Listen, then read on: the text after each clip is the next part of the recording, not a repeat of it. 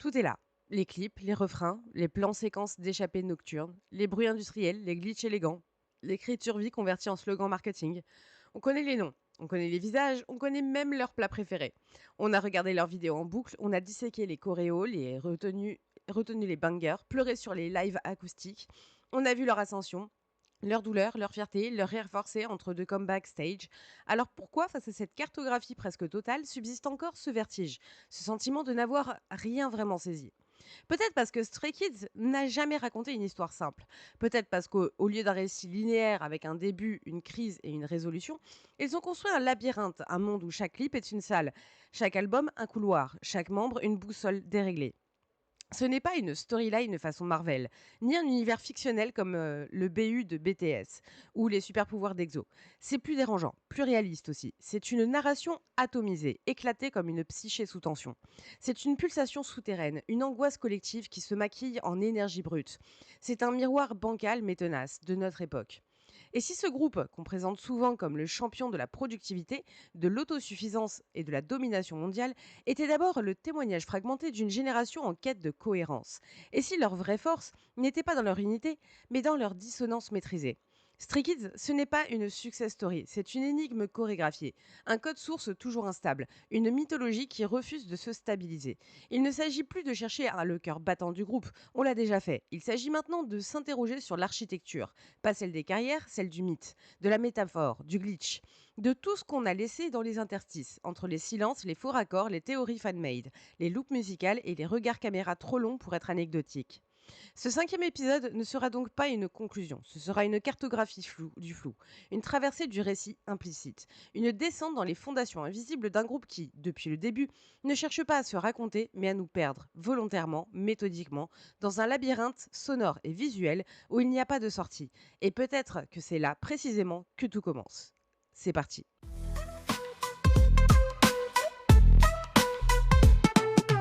Cappuccino, egg sharp minds, brewed hot sherbra. No sugar, no filter. Sip, think, repeat. Repeat. On les connaît par cœur. Bang Chan, Lino, Changbin, Yunshin, Han, Félix, Sungmin, Ayen. 8 silhouettes familières, 8 timbres distincts, 8 styles de danse, 8 expressions codées dans des visages devenus icônes. 8 voix, 8 corps, 8 cœurs, dit-on parfois. Et pourtant, derrière cette façade lisse de groupes synchronisés, Stray Kids ne fonctionne pas comme un bloc homogène. Il fonctionne comme un système en tension constante. Une constellation de rôles implicites, d'équilibres fragiles, de charges invisibles. La K-pop adore les archétypes. Le leader charismatique, le visuel, le rappeur principal, le Macné solaire, le vocal powerhouse. Mais chez Stray Kids, ces rôles-là sont comme glitchés, reconnus puis contournés, rejoués à l'excès jusqu'à s'autodétruire. Car plus qu'une addition de talent, Stray Kids est une carte mentale mouvante où chaque membre incarne une facette d'un récit plus vaste, celui de l'identité éclatée, de la cohésion sous tension, de la survie dans la tempête créative. Il ne s'agit ici que d'un portrait groupé, il s'agit d'un décryptage, d'une tentative de lecture symbolique, presque méta, des fonctions narratives que chacun porte et de ce que cela dit non seulement du groupe, mais de la génération qu'il représente. On va commencer par Bang Chan, qui a le monde sur ses épaules. Il est le leader, oui, mais pas à la façon des autres. Chan n'est pas simplement le ciment administratif du groupe. Il est l'architecte, le producteur, le chef de ligne, le pare-feu émotionnel, la figure paternelle, le noyau. Dans la cartographie symbolique de Stray Kids, Bang Chan est le monde. Celui qu'on ne peut pas quitter, celui qui structure, celui qu'on accuse quand tout va mal et qu'on oublie de remercier quand tout fonctionne. Sa voix est omniprésente, sa vision palpable, mais elle ne s'efface pas pour laisser exister, elle s'efface pour laisser exister les autres. Il est la gravité dans un système chaotique, et cela a un coût. Chan est aussi celui qui pleure seul, qui s'excuse trop, qui doute en silence. Dans les lives, Chan's Room, il devient le narrateur anxieux, le gardien du lien. Il endosse tout, y compris ce qu'il ne peut pas contrôler. Il n'est pas le héros, il est le décor, l'univers dans lequel les autres évoluent. Ensuite, on a Changbin, le muscle du verbe. Rappeur bestial, compositeur de l'ombre, maître du double tempo, Changbin, c'est l'intensité brute, la colère contenue, l'adrénaline narrative. Mais derrière cette voix tonitruante, on trouve une sensibilité étonnamment vulnérable. Dans les textes qu'il coécrit, Changbin est souvent celui qui parle de burn-out, de l'envie d'abandonner, de la rage de continuer. Il est le cœur survolté du groupe, le carburant de ses déclarations les plus frontales. Symboliquement, il incarne la poussée, le mouvement, l'énergie qui refuse l'immobilisme. Il est la preuve que la rage peut être structurée, que la douleur peut devenir moteur. S'il devait avoir un rôle dans ce labyrinthe, ce serait celui de l'impulsion vitale, celle qui empêche de se figer quand on est perdu. Anne, c'est l'écrivain glitché. Personne n'articule aussi vite que lui. Personne ne joue avec les silences comme lui. Anne est le paradoxe incarné. Rappeur virtuose, chanteur éthéré, clown de façade et poète nerveux. Il est la voix intérieure du groupe, celle qui change de ton à chaque ligne, qui explose de drôlerie avant de basculer dans une confusion brute. Symboliquement, Anne est le narrateur anxiété. Il parle au nom de ce qui ne se dit pas, de l'angoisse de performance, du regard des autres, du sentiment d'être un imposteur. Dans le lore implicite du groupe, Anne est celui qui, souvent, semble déjà conscient d'être dans une fiction. Celui qui se regarde faire, qui doute de chaque ligne. Il est le bug poétique du système, le script autocorrigé en temps réel. Lino, c'est l'énigme gardienne. Il dit peu, il regarde beaucoup. Danseur millimétré, chorégraphe masqué, Lino semble toujours un pas à côté du récit. C'est ce qui en fait un mystère. Son rôle dans les clips est souvent celui de l'observateur décalé, du gardien muet, parfois même du miroir. Dans S-Class, c'est lui qui affronte ses propres reflets. Dans Backdoor, il apparaît comme l'un des premiers à franchir le seuil. Symboliquement, Lino est le gardien du tempo, pas seulement musicalement, mais narrativement. Il impose un rythme discret, presque invisible, mais essentiel. Il est l'ombre qui veille, le silence qui maintient l'équilibre. Il ne raconte rien, il rappelle au récit qu'il a besoin d'espace vide pour respirer. Yoonjin, de son côté, c'est l'éclaireur sensoriel. Yoonjin est lumière, pas la lumière froide des projecteurs, la lumière organique, celle qui ondule, qui touche sans prévenir. Il est la caméra subjective du groupe, l'œil qui capte les émotions à travers le corps. Dans ses performances, il incarne la vulnérabilité exposée. Symboliquement, Yoonjin est l'éclaireur, celui qui ressent avant de comprendre, celui qui ouvre les brèches dans la narration. Dans Maniac, dans Cover Me, dans chaque solo qu'il compose, il porte le vertige de l'intime, comme une armure translucide. C'est lui qui le rend le récit sensible, qui donne une texture, une peau. Il ne dirige pas le groupe, il le rend habitable. Félix, c'est le gardien du seuil. Sa voix est un totem, sa présence un repère. Félix est l'axe de gravité inversé. Dans les clips, il est souvent celui qui voit, celui qui se retourne, celui qui observe en silence. Dans Double Note, il incarne un lien entre deux mondes. Dans Five Star, il est le funambule entre l'humour et l'absolu. Symboliquement, Félix est le seuil, celui qui, entre deux versions de soi, entre deux timelines, il est la passerelle, la boussole morale. Il ne pousse pas, il invite. Dans la mythologie SKZ, il est celui qui accompagne, celui qui dit je suis là, même si tu ne comprends pas ce qui se passe, je suis là.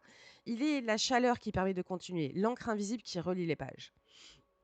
Sungmin, de son côté, c'est le miroir stoïque. Voix douce, logique implacable, Sungmin incarne la raison, mais pas une raison froide, une lucidité tranquille. Il est celui qui ne s'emballe pas, qui observe, analyse, ajuste. Dans le lore interprété par les fans, Sungmin est souvent associé à la mémoire, à l'enregistrement. Dans Side Effect, il est celui qui tente de sauvegarder la progression. Symboliquement, il est le miroir stoïque, celui qui confronte sans juger, celui qui rappelle ce qui a été. Il est la cohérence dans le chaos, la ligne claire au milieu des interférences. Il ne dramatise rien, et c'est là sa puissance. Et enfin, Ayen, c'est le bruit du futur, le plus jeune, mais rarement le plus naïf. Ayen a toujours occupé une place étrange dans l'écosystème Stray Kids, à la fois mascotte, électron libre et révélateur. Il incarne la mutation, la zone de frottement entre l'insolence et la lucidité. Dans les clips, il est souvent celui qui hésite, celui qui ralentit, celui qui demande pourquoi, et parfois celui qui frappe le plus fort sans prévenir. Symboliquement, Ayen est le bruit du futur, pas encore formé, pas encore classable, mais déjà là, déjà dissonant. Il est la preuve que le récit ne s'achève jamais, qu'il reste à écrire. Il est la voix qu'on entend en dernier et qui fait écho.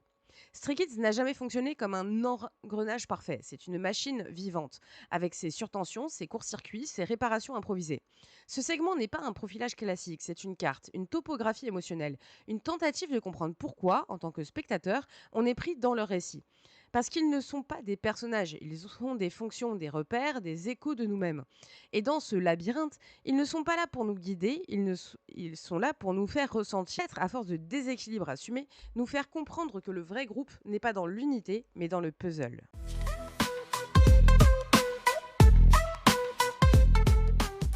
Ce n'est pas un univers étendu, ce n'est pas un jeu de cartes à collectionner, ce n'est même pas un scénario. Stray Kids n'a jamais posé les règles d'un lore au sens canonique du terme.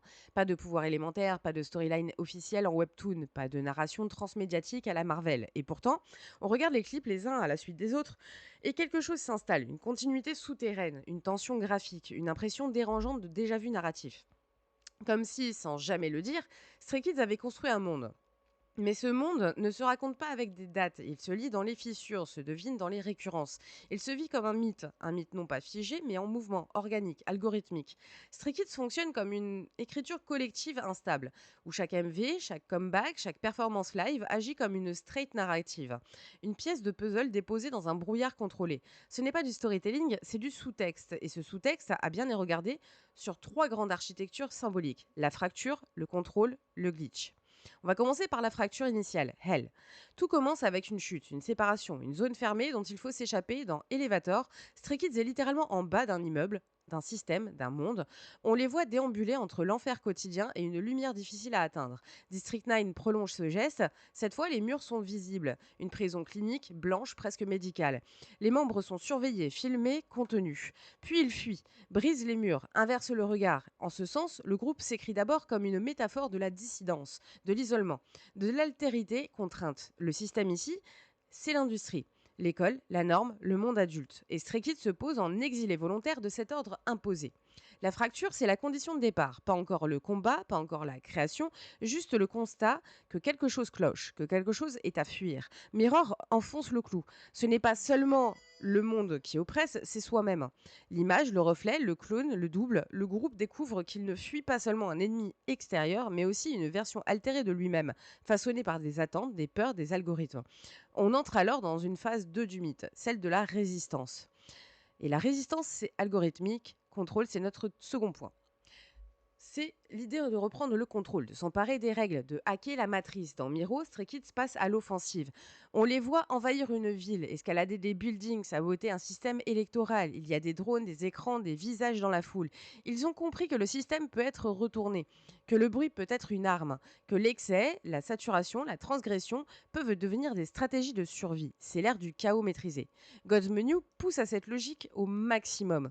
Le clip est une démonstration de force, technique, narrative, sonore. Ils se placent en chef d'orchestre dans un monde qu'ils construisent eux-mêmes, avec leurs ingrédients, leur rythme, leurs recettes. Il n'est plus la fuite. C'est la création active d'un contre-monde, d'une résilience algorithmique au sens où ils utilisent des codes de l'industrie, de l'esthétique hip-hop pour mieux les détourner. Backdoor devient alors une offrande ironique. Viens dans notre monde, mais attention, ce n'est pas l'entrée, c'est par l'entrée dérobée. Visuellement, cette période est marquée par des décors industriels, des néons, des motifs circulaires. Narrativement, on voit apparaître des éléments de boucle, de répétition, de référence interne. On entre dans un système clos, autoréférentiel. Stray Kids devient un labyrinthe qu'il contrôle ou qu'il croit contrôler, car la suite est inévitable. Et notre troisième point, c'est la désorientation interne, le glitch. Ce qui commence comme un triomphe tourne vite à la confusion.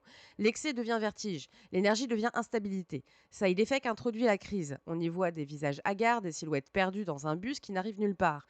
Les effets secondaires du bruit, de la vitesse, du contrôle, la mécanique s'enraye. L'éventeur agit alors comme une tentative de lâcher prise, d'abandonner le rêve, de contrôle pour retrouver une forme de soi, ou du moins de vide. Mais le récit ne s'achève pas, il se dérègle. Double Note, Maniac, S-Class, Megaverse, tous ces titres mettent en scène une forme de glitch existentiel. Les plans se superposent, les temporalités s'enchevêtrent, les versions de soi se multiplient. On ne sait plus qui dirige, on ne sait plus s'il y a encore une direction. Ce n'est plus une histoire de rebelle contre un système, c'est une question de réalité qui se dissout, de duplication, d'hallucination numérique, de fatigue. C'est dans ce glitch que réside la puissance du mythe, car contrairement aux grandes fresques épiques où le héros se relève, trouve un sens, un amour, une fin, ici rien ne se résout. Stray Kids ne revient pas à la normale, il continue, avance, traverse les bugs, les superpositions, les failles, et c'est ce qui rend ce récit à la fois ultra contemporain et profondément humain. Dans S-Class, ils deviennent eux-mêmes des anomalies, des objets non identifiés, intrus dans un système qu'ils dominent et subissent à la fois. Dans Megaverse, ils plongent littéralement dans une spirale cosmique, sans direction ni centre. Ils sont là, en orbite, en expansion, en tension permanente. Ce mythe, bien sûr, n'a jamais été écrit noir sur blanc. Aucun membre ne l'a résumé en interview, aucun label ne l'a marketé comme tel. Mais il est là, inscrit dans la récurrence des symboles. Les portes, les miroirs, les couloirs, les doubles, les voies intérieures, les boucles musicales, les timelines croisées. Il est là dans l'évolution des lyrics, dans les silences entre les comebacks, dans la fatigue lisible sur les visages, quand les performances deviennent trop parfaites pour être encore spontanées. Et surtout, il est là dans la façon dont on le reçoit. Car ce récit, on ne le regarde pas passivement, on le ressent, on le projette, on le complète. C'est un mythe moderne au sens anthropologique, un récit collectif en construction permanente, un miroir de l'époque, saturé, fragmenté, lucide et épuisé. Stray Kids n'a jamais proposé un monde dans lequel s'évader. Ils ont créé un labyrinthe dans lequel on se reconnaît. Un récit qui ne cherche pas la cohérence mais la résonance, qui n'offre pas de réponse mais un vertige commun. Et si le mythe fonctionne, ce n'est pas parce qu'il est écrit, c'est parce qu'il est ressenti. Glitch après glitch, refrain après boucle, clip après écho. Jusqu'à ce qu'on comprenne que ce qu'on écoute, ce n'est pas un boys band mais une énigme. Un langage, une expérience sensorielle et mentale à part entière. Et au fond, c'est peut-être ça leur véritable histoire.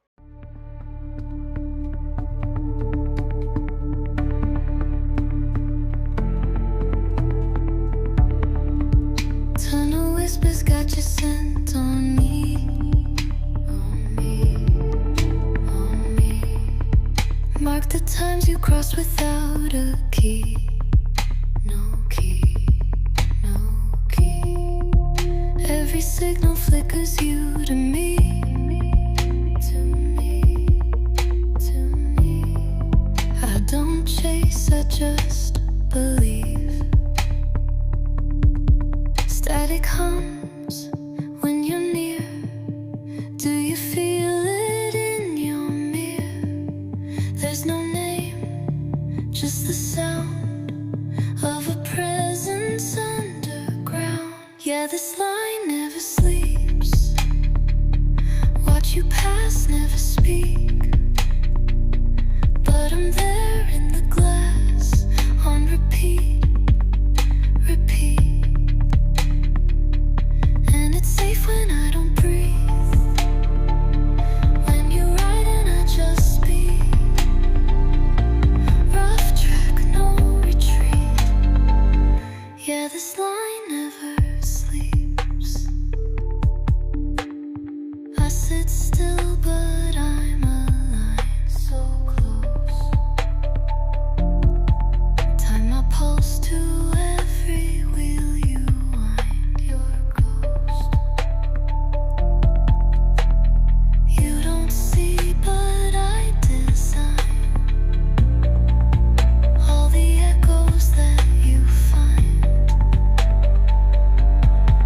Warning bells, not for danger, just a beat I made for strangers.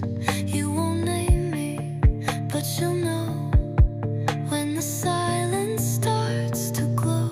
Yeah, this line never sleeps. I rewind every heat, let you leave in the dark, bittersweet.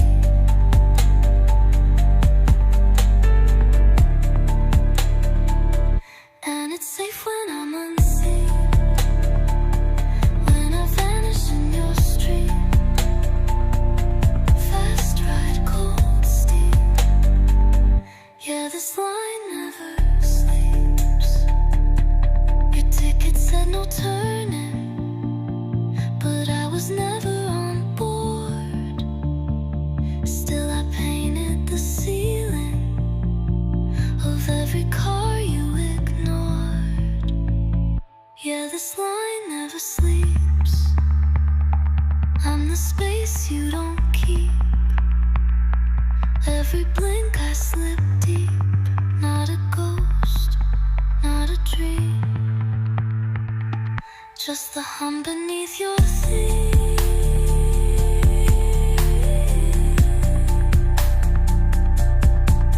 In the night while you sleep.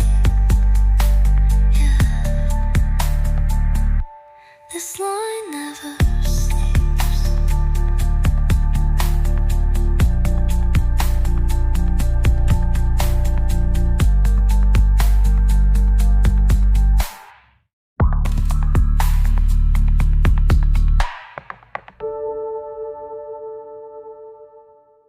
Il y a ceux qui prennent les clips au premier degré, qui consomment l'esthétique, le rythme, les gimmicks. Et puis, il y a les autres, ceux qui prennent des captures d'écran toutes les 2 secondes, qui zooment sur les panneaux de signalisation, qui lisent les textes latins incrustés dans les interludes, qui relient les scènes entre elles, qui dressent les chronologies. Ceux qui, en somme, traquent ce que Stray Kids ne dit pas mais suggère. Bienvenue dans le labyrinthe fan théorique, là où l'ambiguïté devient méthode, et l'absence de canon une invitation. Car le lore de Stray Kids, contrairement à certains groupes où tout est scripté, encadré, autorisé, se construit à mi-chemin entre ce que JYP Entertainment laisse entrevoir et ce que les Stay décident d'y voir. Ce n'est pas une narration, c'est un champ de ruines, un musée non balisé, une énigme sans notice. Et pourtant, les fans y circulent avec une aisance déconcertante. Comme s'ils savaient que le vrai récit ne se trouve pas dans les déclarations officielles, mais dans les failles du dispositif. Alors que contient ce labyrinthe? On va commencer par les non-dits de JYP, l'architecture d'un doute organisé. JYP ne communique pas sur un univers Stray Kids à proprement parler.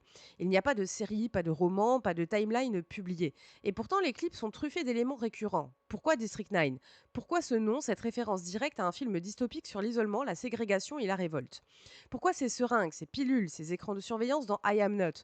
Pourquoi ce personnage politique clinquant et menaçant dans Miro, filmé comme un dictateur corrompu? Pourquoi cette structure narrative toujours la même? Fuite, affrontement, effondrement, réinvention. Pourquoi surtout ces glitches visuels, ces miroirs omniprésents, ces doubles, les timelines qui se croisent? Dans Double Note, les membres courent littéralement vers les versions alternatives d'eux-mêmes. Dans l'Eventer, ils franchissent une porte après avoir hésité. Dans Maniac, les décors sont des mondes inversés. Dans S-Class, ils sont confrontés à une force cosmique indéfinie. Et comme s'ils combattaient une entité invisible et omnisciente. JYP ne donne pas d'explication, mais il répète les motifs encore et encore. Assez pour générer des hypothèses, assez pour que les fans sentent qu'il y a quelque chose à lire. Et dans ce silence organisé, ce flou artistique, il y a une intelligence, celle de confier au public le rôle de scénariste invisible. Le fandom en mode architecte, c'est le récit participatif du folklore moderne. Car ce qui rend le cas de Stray Kids fascinant, ce n'est pas uniquement la présence de symboles, c'est la manière dont le public s'en empare. Sur Reddit, Twitter, Tumblr, YouTube, on trouve des analyses dignes de séminaires en littérature comparée. Des théories cartographiées, des timelines reconstituées, des cards interactifs où chaque clip est placé dans une chronologie hypothétique. Des essais sur la dissociation, le rêve lucide, l'automatisme, le trauma générationnel. Une des théories majeures, c'est celle du jeu vidéo. Le lore de Stray Kids fonctionnerait comme un RPG. Chaque clip serait une mission. Chaque décision mènerait à une fin différente. Side Effect serait une tentative ratée. L'inventeur, une boucle réussie. Sungmin, avec son appareil photo, deviendrait un save point, un marqueur de progression. Yoonjin, en refusant qu'il prenne une photo à un moment clé, l'empêcherait de sauvegarder un échec. Bang Chan, quant à lui, serait le leader navigateur, celui qui décide du chemin à suivre, et parfois à tort. Autre grand courant, la théorie des doubles. Il y aurait plusieurs versions des membres, séparées par des réalités parallèles, des mondes où certains ont fait d'autres choix, des timelines où ils ne se sont pas échappés ou bien où ils sont restés captifs. Certains fans vont jusqu'à dire que Astronaut est un interlude entre deux timelines. Hyunjin aurait vécu seul dans un monde parallèle avant de retrouver les autres. Les miroirs, les reflets, les oppositions frontales dans les chorégraphies deviennent alors des symboles d'un conflit intérieur entre soi et soi. Et puis il y a ceux qui interprètent tout cela comme une métaphore psychique. District 9 devient un internat, un centre de formation ou un système éducatif aliénant. L'éventeur devient un éveil, un coming out existentiel. Maniac et ses insectes robotiques sont lus comme des symptômes de dissociation, de burn-out, de fatigue structurelle. Les glitches, les doubles, les labyrinthes, tout cela évoque des réalités mentales fragmentées. Une génération glitchée par l'ère post-Covid, fragmentée par la productivité, les masques sociaux, l'identité numérique. Ce n'est plus une histoire, c'est un diagnostic générationnel. Et c'est précisément en cela que Stray Kids devient un miroir. Et quand la fanbase remplit les bancs, le récit comme construction émotionnelle. Ce phénomène n'est pas propre à la K-pop. On le retrouve dans les fanfictions, les fandoms de science-fiction, les communautés de jeux. Mais ici, il prend une ampleur particulière parce que Stray Kids ne désamorce rien, ne confirme rien, et parce que les symboles utilisés sont suffisamment forts, suffisamment universels pour générer des résonances profondes. On ne se contente pas d'émettre des hypothèses pour jouer, on le fait parce que cela résonne personnellement. Les fans qui lisent les clips comme des récits de dissociation ne le font pas au hasard. Ce sont souvent des personnes qui connaissent l'angoisse, l'effondrement intérieur, la peur de ne pas savoir qui on est. Ceux qui théorisent sur la boucle de performance infinie ne parlent pas seulement de K-pop, ils parlent du monde, de capitalisme, de la productivité toxique, de l'angoisse de ne jamais suffire. En ce sens, le labyrinthe Stray Kids devient un exutoire, un espace de projection, un miroir trouble dans lequel chacun vient chercher un bout de sens. Et si le vrai génie de Stray Kids était là? Non pas dans l'écriture d'un univers cohérent, mais dans la capacité à générer un terrain fertile pour l'imaginaire collectif, une mythologie modulable, un puzzle jamais complet, un territoire d'interprétation mouvant et donc vivant. À quel prix? Les projections, les surinterprétations, la fatigue. Mais cette ouverture n'est pas sans limite. Plus le flou s'installe, plus la charge est renvoyée au public. C'est à lui de donner du sens, de décrypter, de combler. Cela crée une relation ambivalente. Certains fans finissent par attendre trop, à guetter chaque comeback comme une pièce du puzzle, à exiger une cohérence qui n'a jamais été promise. Et quand une chanson sort sans symbole apparent, sans lien direct avec le lore, ils se sentent floués, déçus, comme si on avait brisé un contrat tacite. Il y a là un phénomène intéressant.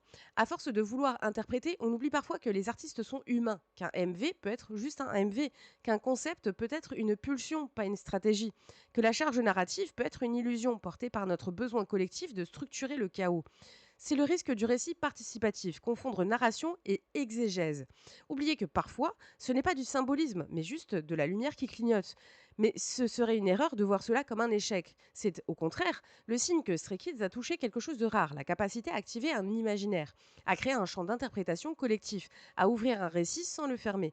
Leur silence narratif est un langage, leur refus de tout expliquer, une invitation à ressentir.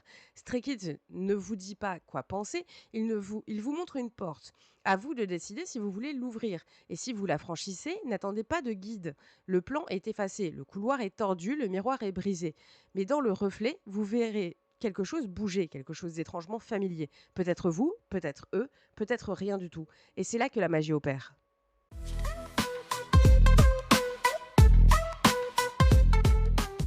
Il y a le groupe et il y a tout ce qu'il reflète. Il y a 8 silhouettes sur scène et puis il y a l'ombre portée de millions d'yeux fixés sur elles. À ce stade de leur carrière, Stray Kids n'est plus simplement un simple ensemble artistique. C'est un écosystème, une structure biface, une scène à deux entrées.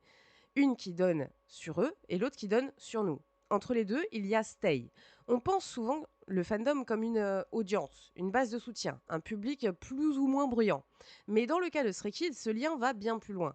Stay n'est pas seulement témoin, Stay est co-auteur, narrateur secondaire, entité agissante et parfois perturbatrice.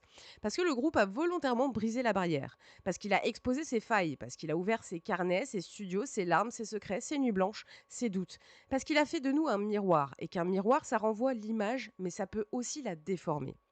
En premier, on va voir la fabrication d'un lien sans médiation. Tout commence avec une décision simple, parler directement. Chan's Room, c'est l'acte fondateur, un espace non scripté, brut, où le leader du groupe s'adresse au public sans filtre. Pas pour performer, pour raconter. Il n'y a pas de décor, pas de maquillage, pas de timing imposé. Juste un micro, une caméra et Chan. Le lien devient personnel, intime, récurrent. On n'écoute plus un artiste parler, on entend un ami se confier. Cette dynamique s'est étendue à VLive, Bubble, YouTube, TikTok, fan meetings. Les membres parlent beaucoup. Trop diront certains.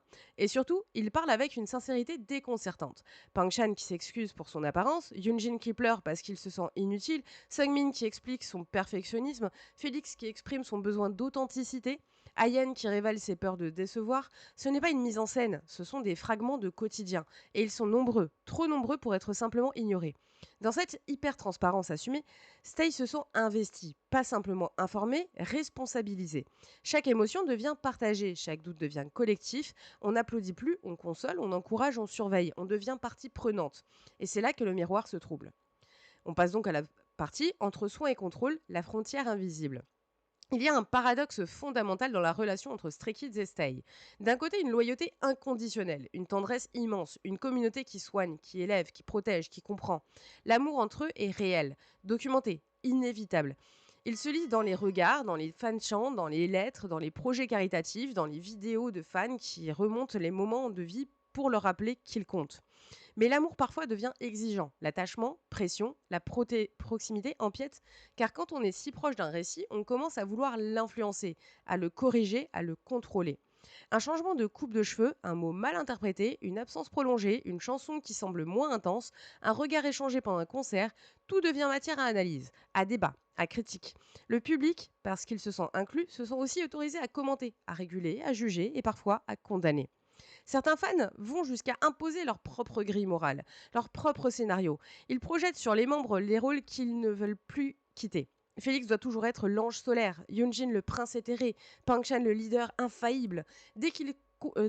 Qu'un comportement dérive, l'inquiétude s'installe, la déception, l'incompréhension, comme si on leur laissait plus la possibilité d'évoluer, d'être complexe, d'être humain.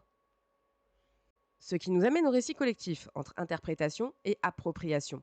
Cette dynamique atteint son paroxysme dans la manière dont Stay interprète les œuvres du groupe. On en a parlé dans le segment précédent. Les fans théorisent, cartographient et relient. Mais ce processus, bien qu'intellectuellement stimulant, a un effet secondaire, l'appropriation du sens. À force de décrypter chaque MV comme un fragment de récit caché, on finit parfois par oublier que Stray Kids n'a peut-être pas pensé en ces termes, que tous les détails ne sont pas des clés, que toutes les phrases ne sont pas codées. Et pourtant, une partie du fandom exige une cohérence, exige un message, une fidélité à l'univers qu'il a lui-même construit. Cela crée une pression implicite, celle de devoir correspondre à ce que les Stay projettent, de devoir être à la hauteur de l'interprétation, de continuer un récit que l'on n'a jamais écrit, mais qui nous est désormais assigné. Il y a là une forme de spirale douce, un piège affectif, une boucle de validation mutuelle où artistes et fans se tiennent mutuellement responsables d'une fiction partagée. Et pourtant, malgré cette tension, ce jeu de reflets, parfois étouffant, une vérité subsiste. Stray Kids n'aurait jamais été ce qu'il est sans Stay. Pas seulement en termes de succès ou de vente, mais en termes d'identité narrative. Ce sont les fans qui ont amplifié la profondeur des textes, qui ont donné du sens aux interstices, qui ont reconstruit le puzzle à partir de fragments, qui ont tissé un fil entre la performance et le vécu. Ce qui nous amène à la beauté du flou, la puissance du doute partagé. Au fond, ce qui rend cette relation si puissante, ce n'est pas la perfection, ce n'est pas l'harmonie, c'est l'inconfort, la porosité, l'impossibilité de séparer clairement ce qui relève l'artiste, ce qui relève l'audience. C'est dans ce flou que se loge la vérité d'un groupe comme Stray Kids. Ils ne sont pas idoles parfaites, ce sont des figures mouvantes, des interfaces de projection, des personnes réelles qui traversant un monde saturé d'attentes, d'interprétations, de contradictions. Et Stay, en retour, n'est pas un simple public, c'est une entité fluctuante, émotionnelle, exigeante, indispensable. Ils se reflètent mutuellement, se nourrissent, se corrigent, se soignent et parfois se blessent.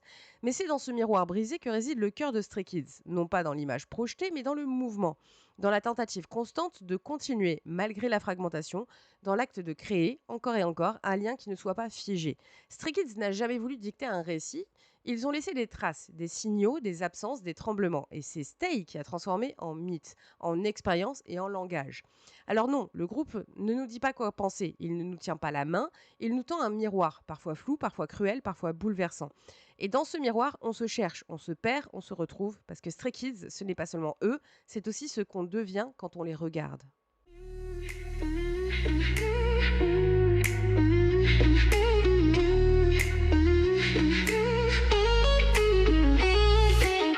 In the shadows where hunger calls, every craving hits, we break down the walls. Days of waiting, skies running dry. Now the table's set, and we're flying high. Flames ignite, we can't resist. This feast is the only thing on our list.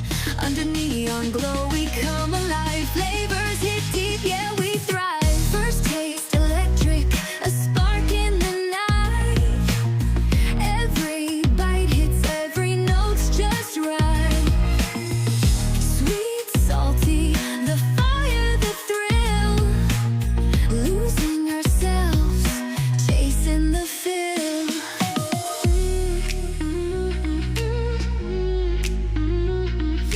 Spices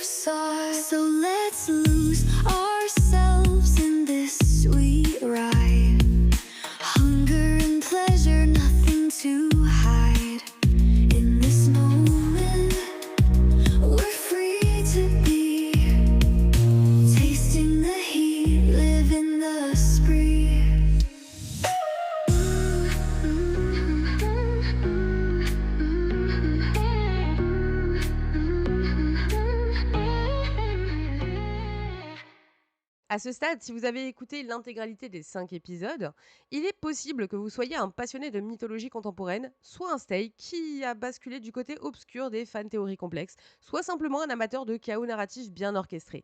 Mais il est aussi possible, et parfaitement sain, qu'un doute vous ait traversé l'esprit. À force de parler de narration symbolique, d'architecture glitchée, de fonctions implicites et de constellations de rôles, est-ce qu'on ne finit pas par oublier l'essentiel? Est-ce qu'on ne perd pas de vue qu'il ne s'agit pas d'archétypes flottants dans une fiction algorithmique, mais de vraies personnes, des artistes, des jeunes hommes, des humains? Et si on est honnête, la réponse est presque. Car l'analyse a ses vertiges, elle a ses séductions. Elle fait croire qu'en décodant un clip, en croisant une lyrique avec une gestuelle, en reliant deux références visuelles dans un MV, on a compris quelque chose d'ultime, qu'on a mis à jour le vrai message, qu'on a quelque part percé le système. Mais ce qu'on oublie trop facilement dans cette course au décryptage, c'est que l'analyse est un acte de projection, pas d'appropriation. Ce podcast ne prétend pas dire qui sont les membres de Stray Kids. Il ne propose pas de profil psychologique, de révélations intimes, de vérités cachées entre deux refrains. Ce podcast parle des récits, des strates publiques, des constructions visuelles et sonores. Il parle des rôles, pas des âmes. Il y a une nuance vitale entre lire un symbole et réduire une personne. Et cette nuance, on l'écrase souvent dans l'enthousiasme collectif du fandom. Pas par malveillance, mais par réflexe. On confond lecture et capture. On pense qu'en ayant vu 100 fancams de Yoonjin, on connaît Yoonjin. Qu'en ayant lu les paroles de Han, on comprend sa douleur. Qu'en regardant Chan pleurer en live, on saisit le cœur de l'homme. C'est faux. Ce qu'on perçoit, ce sont des fragments, des reflets, des traces. Ce qu'on reçoit, c'est une représentation. Et toute représentation est un montage, une fiction partielle. Ce que ce podcast interroge, ce n'est pas la vérité des membres, c'est la narration publique du groupe. Ce n'est pas leur intériorité, mais ce qu'ils incarnent malgré eux dans le récit collectif qu'ils alimentent. Et c'est une distinction cruciale. Parce que dans cette époque saturée de contenu, il devient facile, beaucoup trop facile, de glisser de la fascination à la projection, de l'admiration à l'appropriation, de traiter des artistes comme des personnages jouables, comme des entités que l'on peut manipuler à volonté, dans des scénarios émotionnels générés sur Tumblr, Reddit ou TikTok. On voit Bang Chan comme leader parfait, celui qui porte le monde, Han comme l'artiste angoissé, Yoonjin comme le visuel éthéré, Félix comme l'encre solaire, et à force de les rejouer, de les redire, de les surligner dans les threads ou les montages, ces rôles deviennent des prisons dorées. Ce qui était une lecture devient une réduction, ce qui était une admiration devient une réécriture sauvage de leur identité. Et c'est précisément là que réside le danger, car ces membres-là ne sont pas des symboles, pas des totems, pas des glitches incarnés, ce sont des personnes, avec des jours bons, des jours pourris, avec des colères qu'ils n'expriment pas, des failles qu'ils ne chantent pas, des doutes qui ne rentrent dans aucune ligne de rap. Ce podcast leur attribue des rôles, oui, mais uniquement dans l'architecture de la narration publique, dans les clips, les performances et les structures implicites qui traversent leur discographie. Ce n'est pas une tentative de révélation, c'est une tentative de lecture. Et la lecture, si elle est honnête, doit toujours se terminer par un geste de retrait. Elle doit reconnaître qu'elle ne détient rien, qu'elle n'a rien conquis, qu'elle n'a fait qu'observer. Rien ne justifie de confondre un MV scénarisé avec un aveu personnel. Rien n'autorise à croire qu'un sourire capté en concert est une preuve d'état émotionnel stable.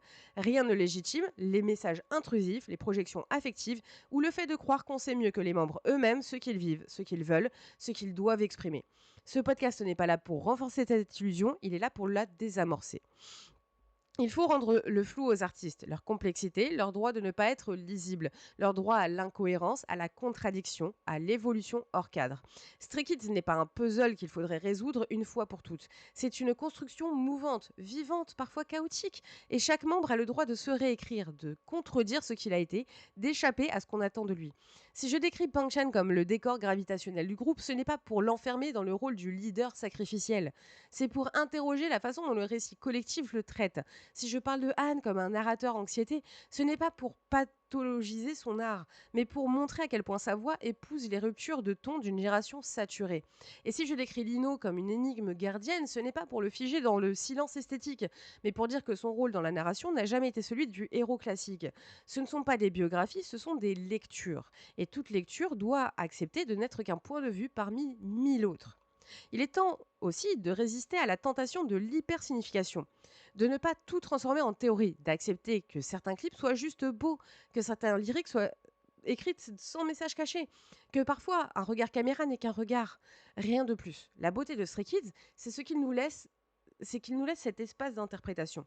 Mais ce n'est pas une invitation à la domination du sens. Ce n'est pas une ouverture, un jeu, une proposition. C'est, pardon. Et c'est dans ce respect du jeu et de ses limites que se trouve peut-être le cœur le plus honnête de cette série. Car si j'ai voulu raconter une autre histoire, ce n'était pas pour imposer une vérité, c'est pour montrer que les récits vivent, qu'ils s'étendent, qu'ils débordent, et qu'à la fin, ce qu'on regarde, ce qu'on écoute, ce qu'on dissèque, ce n'est pas une entité figée, un groupe transformé en icône stable. C'est une expérience collective, une fiction mouvante, une projection sonore partagée. Alors si Stray Kids est un labyrinthe, il ne faut pas croire qu'on en détient la carte. Il faut juste apprendre à s'y déplacer avec humilité et peut-être parfois à sortir de la salle d'analyse, à couper le son, à les laisser être, sans narration, sans rôle, sans théorie. Juste 8 garçons, juste eux, rien de plus et rien de moins.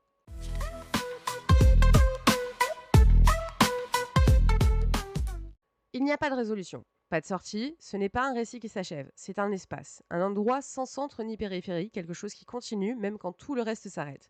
Stray Kids n'a jamais proposé un arc narratif, pas de rechute, pas de dénouement, juste une tension, un cycle, une vibration qui persiste. Et je crois que c'est ça que je cherchais depuis le début. Pas une clé, une chambre. Je pourrais finir comme prévu avec un résumé, un geste analytique, une dernière ouverture conceptuelle bien formulée, mais ce serait faux. Parce que la vérité, c'est que je n'ai pas traversé ce labyrinthe, je m'y suis installée. Je me lève tous les matins avec Thunderous dans les oreilles, littéralement. C'est devenu un rituel, pas pour me motiver, pour me rappeler que je peux avancer même quand tout me donne envie de rester au lit. Je pourrais parler de structure sonore, d'agressivité maîtrisée, de performance, mais la vérité, c'est que ce morceau me porte, il me fout debout, c'est tout. Quand la solitude est trop dense, celle qui serre, qui pèse, pas celle qu'on choisit, je mets Cover Me et je respire, je pleure même pas, je tire un fil. Quelque chose se relâche. Ce n'est pas du réconfort façon tout ira bien, c'est une façon de dire tu n'es pas effacé, juste invisible quelques heures et ça suffit. Escape Me rend la rage, l'énergie brute. Ok, j'y vais. Parfois, j'ai juste besoin qu'on me hurle dessus en me disant de sortir, de bouger, de pas crever dans mon agenda.